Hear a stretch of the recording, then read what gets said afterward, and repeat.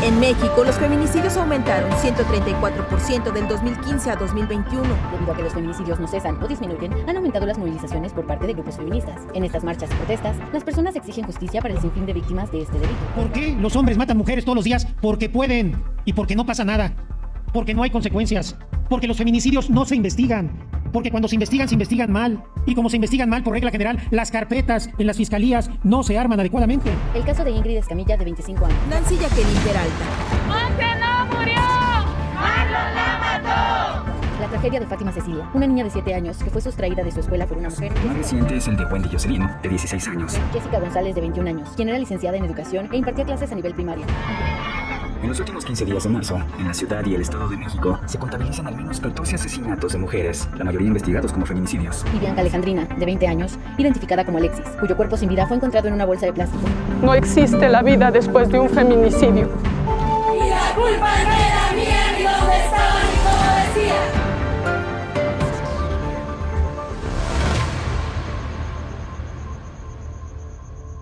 ¿Qué es Conectando Ciudadanías? Es un podcast. Un espacio de resistencia. Un conversatorio. Para organizar a las ciudadanías. Encontrar puntos de entendimiento. ¿Qué otras formas culturales hay? Diferentes contextos, diferentes realidades. Una ciudadanía organizada siempre puede transformar su realidad social. Para aprender las unas de las otras. Es inclusión. Y crear conciencia ciudadana. Es indispensable reconocer y reconocernos en los otros. Coyuntura política. No, espérense. O sea, aquí vamos a hablar de todo. ¿Quién sabe? Somos Conectando Ciudadanías, todos los jueves a las 8 de la noche. Hola, buenas noches y bienvenidas ciudadanas y ciudadanos a una nueva edición de Conectando Ciudadanías. Soy Marco Antonio García y hoy nos acompaña la presidenta de Ciudadanías, Danitza Morales. Buenas noches. Hola Marco, buenas noches, con gusto en saludarlas a todas, a todos y a todes. También nos acompaña una invitada muy especial, politóloga en formación, representante del Frente Nacional para la Sororidad Yucatán y fundadora del proyecto INLACACH, Emi Puerto Arteaga. Bienvenida a este espacio. Marco, muchas gracias por la bienvenida, mucho gusto de compartir contigo y con Danitza y muchos saludos a todas las personas que nos están escuchando. Gracias a ti por aceptarnos la invitación. Ciudadanas, hoy vamos a hablar de un tema muy duro para nuestra sociedad: los feminicidios. La expresión máxima de violencia contra las mujeres, la última de las violencias. Y para contextualizar un poco, déjenme abundar en tu trabajo, Emi. Primero en el Frente y ahorita nos platicas de INLACACH. En el Frente que representas se busca visibilizar sobre las violencias sexuales que sufren las mujeres, apoyar en la denuncia contra los agresores, pero ¿por qué no nos platicas un poco en qué consiste este acompañamiento que brindan ustedes a las mujeres víctimas de violencia? Bueno, nosotras en el Frente es una colectiva nacional ya, en todos los estados se ha logrado implementar, pues colectivos más pequeños de mujeres que buscan más que nada erradicar, prevenir y combatir la violencia sexual en medios digitales. Pero obviamente nos han llegado otros tipos de violencia a nuestras colectivas, entonces es por eso que decidimos también dar este acompañamiento, asesoría legal y contención emocional, así como también redirigir a todas estas mujeres que se contactan con nosotras a otras organizaciones o instituciones que las puedan apoyar un poquito más. Nosotras empezamos aproximadamente hace 3 años. En mi caso personal, cuando conocí a Olimpia, porque yo soy sobreviviente de violencia digital, pues me dijo, aquí en Yucatán no hay una colectiva fuerte en este tema. Entonces hay mucha violencia digital, hay mucha impunidad, así que hay que empezar a hacerlo. Y así fue como empezamos. Realmente empezamos 2 personas, que éramos mi mamá y yo. Y ahorita somos 350 mujeres luchando por esta y otras violencias más y acompañándonos también. A todas juntas mandan, no sé, sus links para que sigamos sus viajes en Uber o en otras plataformas. Y pues la verdad es que se ha convertido en un grupo bastante bonito. Y bueno, nace INLACACH hace 1 año. Ya fui acreedora de una beca en una organización internacional que se llama Vital Voices, que buscan mujeres también jóvenes, de distintos lugares en donde hay lucha, pero no se visibiliza, en donde las mujeres están haciendo historia, pero nadie se entera, ¿no? Entonces buscan darles este apoyo a estas mujeres y a sus luchas. Y fue así como nace también esta idea y estas ganas de poder aportar a la prevención, a la educación sexual integral hacia niñas, niños, adolescentes y mujeres para prevenir abuso sexual infantil. Y ha sido un trabajo bastante complicado, igual pues llegar a las comunidades en donde jamás les han hablado de estos temas. Con las niñas y con los niños es mucho más sencillo, ¿no? Pero llegar y hablar con adolescentes en donde no han escuchado muchas veces sobre estos temas, a veces es bastante complicado. Llegar a las comisarías en donde hay altos índices de violencia también es complicado, en donde normalizan la violencia, ¿no? Pero la verdad es que hemos estado trabajando y yo creo que no nos hemos rendido porque creemos en que sí se puede hacer un cambio y que tal vez a nosotras no nos toque verlo como tal, como lo queremos, pero que sí vamos a poder. En algún punto se tiene que comenzar y ustedes claramente ya lo están haciendo y creo que el cambio ya se está viendo, Emi. De manera que desde aquí va un fuerte abrazo por esta noble labor que están haciendo ustedes, tanto en el frente, pero en la Quech. Sobre todo, enhorabuena. Qué bueno que estén haciendo este tipo de proyectos. Danitza, ¿van alineados más o menos con el tipo de causas que atiende Ciudadanías? Justamente hace algunas semanas, te cuento un poquito, Emma, le cuento también a las personas que nos están escuchando, impulsamos un violentómetro de delitos sexuales, revisando justamente el grado de cumplimiento normativo que tiene cada uno de los estados respecto a un catálogo de 12 delitos sexuales, entre ellos delitos sexuales digitales, como lo fue la Ley Olimpia en el estado de Puebla y que después se legisló a manera federal. Sin embargo, no todos los estados los tienen contempladas en su legislación estatal. Ese es uno de los temas que hacemos, pero evidentemente está el acompañamiento integral a las víctimas, ¿no? La causa que tenemos en este momento desde Ciudadanías es prescribir la prescripción, que se acabe la prescripción, que las personas que sufren algún delito sexual, particularmente mujeres, porque 9 de cada 10 delitos sexuales son cometidos en contra de mujeres, pues puedan denunciar en el momento en el que se sientan preparadas, en el momento en el que pues hayan vencido todas las barreras que tienen, primero la familiar, luego de tu entorno y posteriormente pues que no nos encontremos con una barrera más que es la barrera del Estado, ¿no? Porque la prescripción es este tiempo que yo tengo para poder denunciar a mi agresor o a mi agresora. Entonces, vamos por eso, vamos a combatir la prescripción y que las mujeres pues podamos denunciar en el momento que estemos tranquilas, ¿no? A lo mejor que hayamos vivido todos estos procesos y pues nada, no nos gustaría desde Ciudadanías que el tiempo sea una excusa para que se sigan cometiendo este tipo de delitos y que no haya ninguna sanción contra de ellos. Y pues ahí estamos alineados, Emma, ¿no? Ustedes ven el tema de la prescripción y, el tema de las violencias sexuales y justamente es importante verlo también desde la perspectiva de personas menores de edad, de infancias, de juventudes, porque en algunos códigos, en algunos estados, sí se prevé la imprescriptibilidad de ciertos delitos sexuales cuando son personas menores de edad, pero no en todos. Y no solamente deberían de estar protegidas las personas menores de edad, que yo creo que es un paso importantísimo primero, porque pues evidentemente no tenemos la misma comprensión cuando estamos más pequeños de edad. Sin embargo, nos gustaría que en algún momento todas las personas que hemos sido víctimas de algún delito sexual podamos denunciar y podamos acercarnos y sobre todo que tengamos las puertas abiertas de las instituciones gubernamentales, que se nos escuche y que se nos dé todo el acompañamiento que buscamos para obtener justicia pasados los años. Entonces, sí, estamos alineados, estamos también con las mismas causas, Emi, y pues nada, hoy vamos a hablar, Marco, de un tema, la violencia más fuerte que se puede cometer en contra de una mujer, que es el feminicidio, ¿no?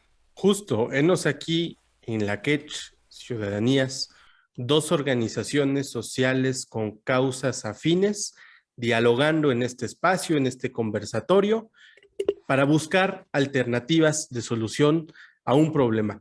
¿Cuál es el problema que vamos a hablar hoy? uno de los problemas más difíciles, el feminicidio. Y si les parece bien, Emi, vamos a empezar a platicar en torno a este tema, los feminicidios. ¿Es una crisis social? ¿Es una crisis institucional? ¿Quién tiene la culpa? ¿La sociedad? ¿El Estado? ¿Por qué no empezamos por ahí? Bueno, pues la verdad es que hemos tocado un tema complicado, pero que se tiene que hablar, porque justamente lo que pasa y lo que hemos estado viendo es que si bien matan 10 mujeres al día, hay 10 feminicidios al día, realmente, ¿de cuántas de esas mujeres sabemos? ¿De cuántas de esas mujeres no se hacen mediáticas? ¿De cuántas de esas mujeres ni siquiera salen en los medios?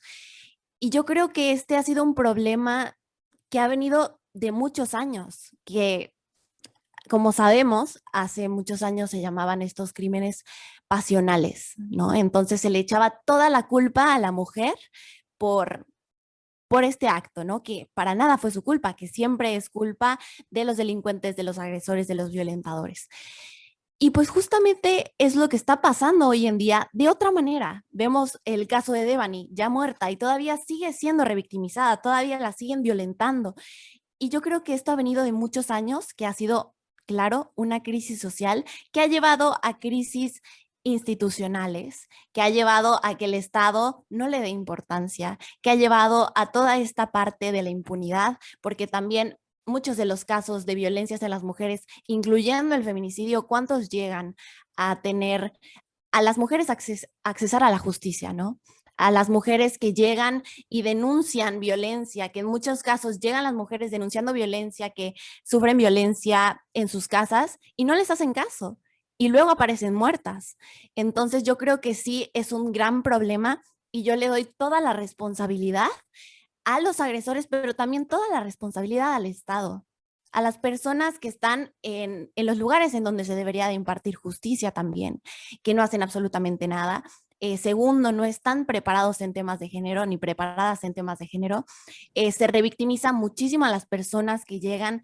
Muchas veces también hemos visto que se les manda a callar, no sé, a las madres buscadoras. También cometen feminicidios en contra de las madres buscadoras. Son muchos delitos y la verdad es que duele mucho, pero de verdad que se me hace la piel chinita al escuchar las experiencias también de la lucha de Dani, que es la sociedad, la ciudadanía harta de vivir en inseguridad, harta de vivir con el miedo y que salen a luchar y a hablar sobre estos temas, no necesariamente por buscar un sueldo o por buscar, no sé, remuneración económica, como vemos que muchas personas en la política lo hacen, ¿no? Lo hacemos porque ya estamos hartas de vivir esta violencia, porque ya no queremos que lo que le pasó a tu amiga, a tu prima, a tu compañera de tu escuela, que no le pase a otra más. Y yo siento que sí es una crisis que combina las dos partes y que se tiene que trabajar en muchos lados para poder erradicarla y prevenirla. Danitza, 1,004 feminicidios registrados en 2021. En enero de 2022 se registraron 77 feminicidios, 80 en febrero. De continuar con la tendencia actual, es muy probable que lleguemos a los mismos niveles de 2021, que son superiores al último año de 2018. Danitza, ¿qué está pasando en México? Ya Emi nos dice, claro que es una crisis social, pero también responde a la falta de sensibilidad de las instituciones del Estado, porque, de acuerdo con los que nos platica Emi, las mujeres víctimas de violencia sexual, que en algunas ocasiones terminan en feminicidios, intentan tocar la puerta del Estado, pedir el apoyo, el cobijo institucional, no lo reciben y por eso terminamos donde terminamos. ¿Tú coincides con esta visión? No lo reciben, Marco, no lo reciben Emi, y aparte todavía tienen que cargar con la revictimización, ¿no? Es un ciclo de violencia. Así funciona la violencia en general. Múltiples autores han sostenido esto. Comienza con un insulto, ¿no? Después se va un empujón, después del empujón vienen a golpes, después golpes que son evidentemente notorios, posteriormente ya te está ahorcando y el próximo paso, pues nada más lo único que sucede es que va incrementando la violencia y termina en una violación o violación y después feminicidio, ¿no? Entonces, muchas de las veces sí es el camino que se recorre muchas veces es directamente el feminicidio, digo, lamentablemente es así.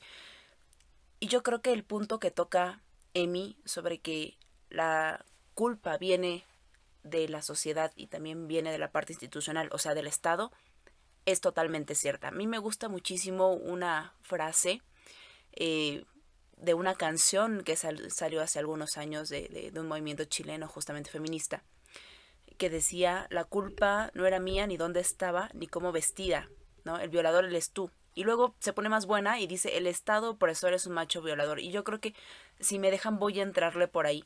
Porque justamente no solamente es una opresión en el momento en el que no te escuchan, cuando tú quieres, no sé, poner alguna denuncia. Muchas de las veces esas denuncias pues terminan como en tipo conciliación, de tipo arréglese con su esposo, etcétera. Y no se apertura el aparato institucional, el aparato de investigación para poderle darle seguimiento a cada uno de estos casos, ¿no? Eso por la parte de la impartición de justicia, que como bien decía Emi, ¿no? Tenemos muchísimos problemas para poder acceder. Está bien, ya.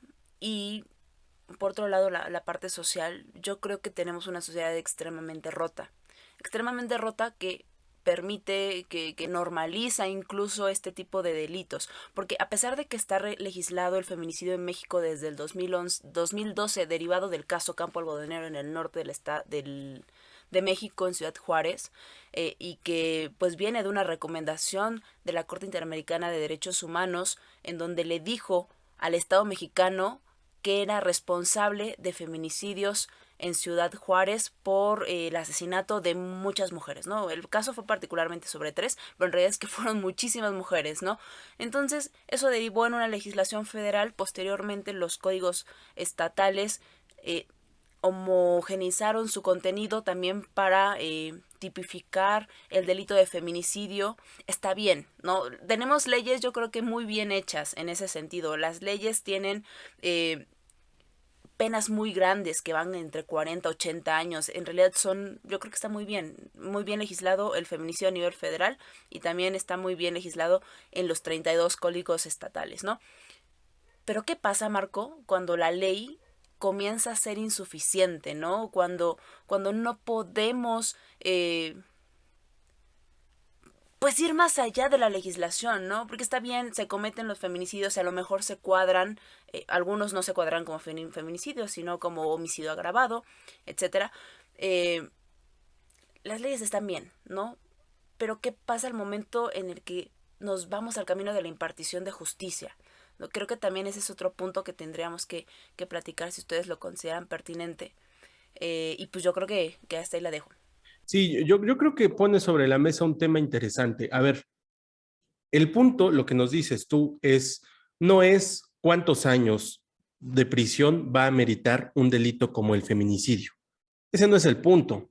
Porque, a ver, lo que nos pone sobre la mesa es que hay 2 momentos en los que el Estado puede intervenir, y parece que en este momento, al menos desde el ámbito legislativo, se está enfocando en el segundo. ¿Cuáles son? El preventivo y el restitutivo.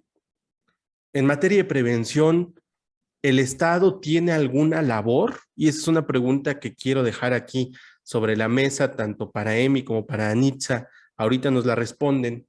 ¿El Estado también tiene una labor en materia de prevención? ¿O eso es responsabilidad exclusiva de la sociedad civil, de organizaciones como INLACECH? ¿Eso únicamente le toca a ellas? Esa es la primera.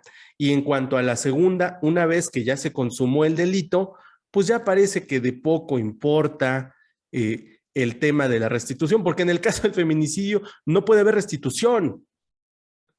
No hay sanción que restituya la vida, y eso es lo verdaderamente grave aquí. Parece que el Estado mexicano está enfocando sus esfuerzos hacia esta segunda parte. Por ejemplo, se acaba de aprobar un registro nacional de identificación de mujeres víctimas. Está bien, ya vamos a poderle poner un nombre al cuerpo, pero tenemos que llegar hasta allá. Con esto que acaba de hacer el Estado, ¿es suficiente y podemos decir misión cumplida? Y el resto que lo haga la sociedad civil. que se sigan formando, como nos decía Emi, brigadas de mujeres buscadoras para poder cumplir con esta función de encontrar a las mujeres víctimas de feminicidio? ¿Qué piensas, Emi? Wow, es que con todo lo que estás diciendo, lo primero que se me viene a la mente es que a las mujeres nos han deshumanizado totalmente, ¿no? La forma en la que la sociedad nos ve, ¿no? En la forma en la que también no deciden no hacer nada la mayoría de las personas, ¿no? Y se lleva a la normalización. Y me recuerda mucho el caso de la chica que buscaban, de que es icónica, que se me acaba de ir el nombre, De Devani. Marisela Escobedo, que estaba buscando a su hija. La verdad es que es fuertísimo este caso porque ella le estaba dando a las autoridades todos los datos. Ella ya había hecho su propia investigación y aún así las autoridades teniendo estos datos que les había brindado se les escapa. Y aún así teniendo todos estos datos y él pidiendo disculpas y todo esto, y ya que asumió la culpa, lo dejan libre, ¿no? Y yo creo que es desgarrador para todas las personas también que hemos visto ese documental, la impotencia de ver que esto siga sucediendo. Y desgraciadamente eso fue hace años, pero sigue sucediendo hasta el día de hoy. Yo creo que la responsabilidad la hemos tomado como sociedad, las organizaciones, para varios temas, porque estamos hartos de que el Estado no haga absolutamente nada, pero también yo creo que, yo siempre digo que muchas veces las cosas vienen de la educación. Pero no solamente de la educación que dan en la escuela, sino de lo que se pasa en la tele, de lo que se ve en las redes sociales, de todas estas cosas, ¿no? Siempre nosotras cuando vamos a dar pláticas también a personas un poco más grandes sobre educación sexual integral, hablamos de dónde aprenden la mayoría de los hombres, en la pornografía, ¿no? Y en la pornografía, ¿qué aprendemos en la pornografía, ¿no? ¿Qué aprenden los hombres? Que las mujeres somos un objeto al cual golpear, penetrar, literalmente nos deshumanizan totalmente. Entonces yo creo que sí, el Estado tiene una responsabilidad enorme de poder quitar todo esto que es nocivo y tiene de verdad efectos nocivos que podemos ver en la sociedad. Y pues la sociedad civil ya lo está haciendo, pero necesitamos ayuda del Estado porque no todo lo podemos hacer nosotras y nosotros. Necesitamos que las mujeres que están luchando aquí también se metan al Estado, que las personas que saben de estos temas también estén allá adentro y que nos puedan apoyar. Sabemos que hay corrupción, sabemos que hay impunidad, pero tienen la responsabilidad de hacerlo porque ¿quién más nos brinda esta seguridad? Ahora, déjame preguntarte esto, Emi, a partir de la experiencia que han tenido ustedes interviniendo en, como decía Anitza, ciclos de violencia. ¿Cuántos de los casos que han atendido ustedes, evidentemente no la cifra, ¿no? Sino la idea en general, cuántos casos que ustedes intervienen podrían haber derivado en feminicidio de no ser porque ustedes intervinieron? Y la segunda pregunta, ¿no el Estado tendría que estar haciendo lo mismo? Claro que sí. Wow, la verdad es que yo creo que varios casos, y ahorita que me lo dices, yo creo que también nos ponemos a pensar en la labor tan importante que es de nosotras y de nosotros como sociedad civil también, pues alzar la voz y luchar para que esto no suceda. Justamente pasó un caso. Bueno, nos llegan varios casos, pero de algunos de estos casos consideramos que es prudente llevarlas a refugios y sacarlas de esos núcleos violentos. Yo considero que la verdad, la mayoría, si no todos esos casos, hubieran llevado a feminicidios, porque vemos las pláticas, vemos las evidencias y estos hombres literalmente las amenazan con que las van a matar. Quieren tener un control sobre ellas. Y aún así que están las amenazas y ellas han acudido a denunciar hasta que ellas de verdad no estén mal, o sea, que ellas ya vayan al hospital, muchas veces no las llevan a estos refugios. Aquí, uno de los refugios solamente tiene capacidad para 12 mujeres. Se me hace mínimo. Otros refugios también 10 mujeres, 8 mujeres con sus núcleos familiares. Es muy poquito para la violencia. Obviamente sabemos que ojalá no hubiera violencia, ojalá no se ocuparan esos refugios, pero es demasiado poco para todos estos casos de violencia. ¿Y las demás mujeres? A dónde las llevamos? Que no las persigan, que no las sigan. Danitza, esto que nos dice Emi es alarmante. Es muy preocupante escuchar que las mujeres víctimas de violencia no tienen dónde refugiarse. ¿Tendrían por qué refugiarse si se supone que están en lugares seguros con sus hermanos, con sus primos, con sus esposos, con sus tíos? ¿Qué necesidad? Pero más allá de eso, Danitza, una vez que una mujer víctima de violencia sexual, antes de que llegue a feminicidio, se decide a cortar este ciclo de la violencia a partir de una denuncia formal ante el Estado y se enfrenta al no de las instituciones del gobierno, ahí se acaba todo. O sea, si la ley está bien hecha, pero sus ejecutores no la aplican, ahí se acaba todo. Y déjame ir todavía más allá. ¿Y qué si la ley está mal hecha? Si la norma se agota, ¿las mujeres ya no tienen alternativas, ya no tienen opciones? Yo creo que o sea, el ejemplo perfecto es el feminicidio, ¿no? O sea, no estaba regulado un tipo de homicidio específico para mujeres, se creó una nueva figura que fue el feminicidio, está bien, ¿no? Es un ejemplo de que si la ley está mal, la ley es la que tiene que cambiar, ¿no? En este sentido. Vamos a suponer que está bien, ¿no? Y tú me dices, oye, ¿es lo último que se puede hacer? No, pues claro que no, hay más instancias. En este caso, pues están las instancias internacionales, ¿no? A las que se pueden acudir e impulsar a tipo de presión social por parte de todos los estados, ¿no? En ese sentido, yo creo que es muy importante no dejar de lado el escalamiento de estos casos a nivel internacional, porque pues de ahí vino la reforma en materia de feminicidio del 2012.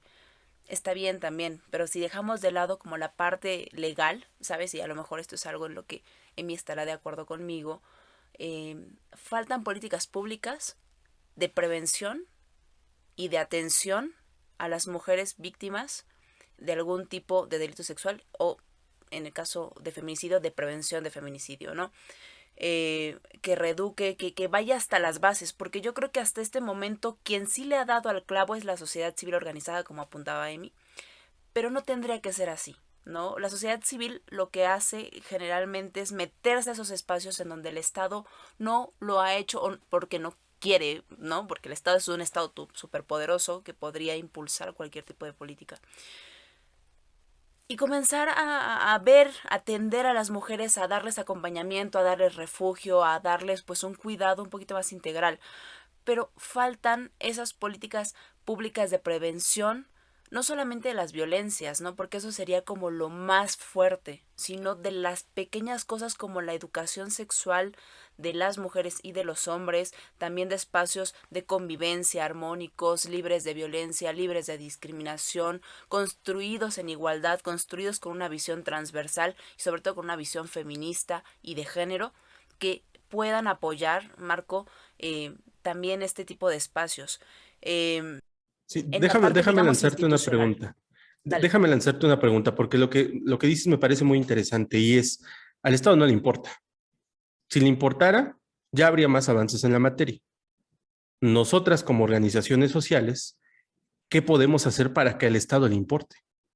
Mira, en principio, y me gustaría a lo mejor que podamos rebotar aquí ideas los tres en mi Marco, yo creo que las redes sociales en este momento fungen un papel importantísimo en la distribución de este tipo de temas, ¿no? No solamente la distribución que puede servir para informarnos, sino también la sensibilización de estos casos. Está bien. Yo creo que una campaña o muchas campañas, a lo mejor una en Yucatán, otra en el Estado de México, otra en Tlaxcala, en el norte, en todos lados, que puedan impulsar a una nueva construcción de ciudadanía, ¿sabes? Que es muy difícil, a lo mejor no nos va a tocar verlo, pero ir sentando las bases de una construcción, una nueva ciudadanía educada con otro tipo de valores, sería al menos lo que tendré yo que aportar en principio. ¿Cómo ves tú, Emi? ¿Qué más podríamos impulsar? Pues yo estoy muy de acuerdo con lo que tú comentas. Yo siento que la educación siempre ha sido lo más importante, pues para que estas personas puedan crecer con estas ideas de no hay que violentar, etcétera, ¿no? Pero yo siento que también es muy importante el invitar a personas a ser parte de esta lucha, ¿no? O sea, invitar a otras mujeres de yo como mujer, igual estoy vulnerable a vivir este tipo de violencias, entonces súmate a la lucha, ¿no? Invitar a algunos hombres que también tengan ganas de aportar, porque se acercan muchos y no saben cómo aportar y creen que van a aportar yendo a marchas o metiéndose en espacios que son para mujeres, pues invitar a estos hombres también a deconstruirse, a estudiar sobre sus masculinidades y también a decirle a otros hombres que eso no se hace, invitarles también a no callar cuando vean estas acciones, no solamente violentas físicamente, sino también violencia digital, violencia psicológica y otro tipo de violencia, ¿no? También yo creo que el impacto mediático que han tenido las manifestaciones, el impacto mediático que han tenido varios casos en específico, ha hecho que muchas personas no sé, como gobernadores, gobernadoras, gente que está en el poder, haya dicho, tenemos que hacer algo, porque la ciudadanía se está dando cuenta que no estamos preparados ni preparadas para dar justicia en estos casos, ¿no? Entonces yo creo que el estar visibilizando y un bombardeo de verdad a las autoridades para que éstas puedan también decir, chin, tengo que hacer otra cosa, pero otra cosa que realmente sea efectiva. Porque la gente ya está despertando, la gente ya se está dando cuenta que esto está sucediendo y que no está bien. Entonces yo sí creo que lo estamos haciendo bien, tal vez falta que otras personas también despierten y se den cuenta de estas cosas que están sucediendo y seguir luchando como ciudadanas y ciudadanos para lograr una democracia activa. A ver, me quedo con lo que dicen ambas, que es que en este momento las organizaciones sociales tenemos una labor pedagógica de cara a los hombres para romper los ciclos de la violencia y a las mujeres para que cada vez sea más fácil identificar señales de violencia y que ellas también puedan poner un alto a estas situaciones y que cuando no se pueda recurran a organizaciones que les acompañen de cara a las autoridades, porque muchas veces no es lo mismo recurrir a una autoridad como una persona física en lo individual que acompañada de un colectivo, de una colectiva. A veces la experiencia que pueden tener estas organizaciones puede ayudar a sensibilizar todavía más a las autoridades y a lo mejor ese sería un llamado adicional que yo haría hacia las ciudadanías, ¿no? A aquellas mujeres que se sientan oprimidas, que no encuentren alguna salida, que recurran a organizaciones como la de Mi Puerto, INLACACH, que recurran a organizaciones como Ciudadanías, enos aquí platicando y seguramente en la medida en que vayamos avanzando con estos conversatorios, iremos encontrando más instituciones aliadas, tejiendo redes que permitan ayudarnos entre nosotras para poder alcanzar una cobertura todavía más amplia, independientemente de la labor digital que se tiene que hacer, como decía Anitza, territorial, como decía Emi, a través de las marchas, e incluso analógica, ¿no? Cuando se pone sobre la discusión pública en los periódicos, en la televisión, este tipo de problemas, claro que ayudan a sensibilizar, particularmente a las y los actores públicos que muchas veces, hay que decirlo como es, voltean a ver un tema cuando está en la agenda nacional. Luego entonces de pronto pareciera que además de la labor pedagógica que tenemos las organizaciones sociales, tenemos un objetivo que es poner en la agenda nacional estos temas para que así las personas que toman decisiones puedan voltear a verlas y aún más, auxiliarles en su labor. A partir de experiencias como la de ustedes, Emi, como la de Ciudadanías, Danitza, seguramente se podrán construir iniciativas ciudadanas que lleguen a los congresos locales, al Congreso de la Unión, a los ejecutivos, a las fiscalías para optimizar su trabajo. Ha sido una charla enriquecedora, verdaderamente fructífera. Emi, qué gusto que nos hayas podido acompañar. Danitza, muchas gracias como siempre por estar aquí con nosotras. Y si les parece bien, voy a compartir pantalla para las personas que nos estén escuchando en Spotify, Apple Podcast, Amazon Music. Voy a leerles lo que vamos a compartir en pantalla, pero les platico, es la constancia de participación de Emi por habernos acompañado en este foro de Conectando Ciudadanía. Ciudadanías AC emite la presente constancia a Emma Soledad Puerto Arteaga por su participación como panelista en el conversatorio Conectando Ciudadanías, llevado a cabo el día 5 de mayo de 2022 durante la sesión sobre feminicidio. Danitza, muchas gracias por acompañarnos. Emi, ¿quieres agregar algo más? Pues la verdad, agradecerles a Danitza, a Marco, primero que nada por su lucha, porque yo sé que no es fácil, yo sé que duele el ver que siguen pasando estas cosas por más que luchemos, pero que no han desistido. Gracias por abrir estos espacios, gracias por visibilizar estos temas y gracias por el espacio. Y para todas las personas que nos están escuchando, les invito a cuestionarse, sobre todo, a alzar la voz, a no tener miedo de decir lo que está pasando realmente, como dijo Rosa Luxemburgo, que lo más importante que una persona puede hacer es decir lo que realmente está pasando en voz alta. Hay que hablar, hay que luchar y hay que seguir para que lo que no fue para nosotras y para nosotros sea para las personas que vienen. Muchas gracias, Emi. Danitza, estamos cerrando. Gracias por compartirnos tu historia, Emma, por compartirnos tu trabajo. Nos encanta, ojalá podamos hacer sinergias más adelante, nosotras y nosotros encantados aquí en Ciudadanías. Y creo que hay muchos temas, ¿no? Justamente que se quedaron aquí en el tintero. Sin embargo, creo que lo único que voy a decir es: queda mucho por hacer. Tenemos todavía desde la sociedad civil, pero no solamente desde aquí, sino también desde los gobiernos, que hacen muchísimas cosas a favor de las mujeres. Un gusto compartir este espacio contigo, Emi. Gracias, Marco, por tu conducción. Un gusto, como siempre, saludarte y saludarlas a todas y a todos quienes nos están escuchando. Pues muchas gracias también a ti, Danitza. Emi, hay que tomarle la palabra a esto que nos dice Danitza, ir tejiendo redes cada vez más amplias para poder llegar a más mujeres. Emi, ¿cómo te buscamos en redes sociales? A ti, a Inlaquech, ¿cómo le hacemos? Me pueden encontrar en Instagram y en Facebook como Emi con $MY Puerto, y también al proyecto Inlaquech. Lo pueden encontrar asimismo en Facebook, en Instagram y en nuestra página web. También pueden unirse como voluntarias, voluntarios, si en algún momento están aquí en Yucatán y nos quieren acompañar. Todas son bienvenidas y bienvenidos. Muchas gracias, Emi. Muchas gracias, Danitza. Yo soy Marco Antonio García y esto fue Conectando Ciudadanías. Buenas noches. ¿Qué es Conectando Ciudadanías?